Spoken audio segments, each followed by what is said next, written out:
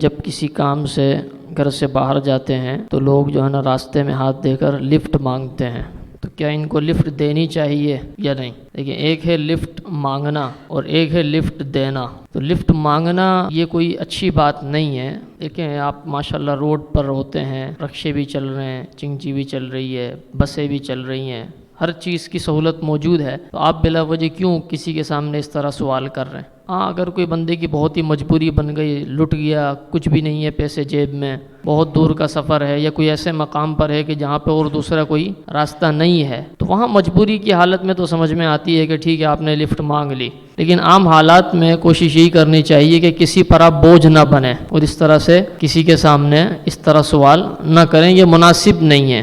یعنی آپ مانگیں گے تو سامنے والا آپ کو اچھی نظروں سے نہیں دیکھے گا۔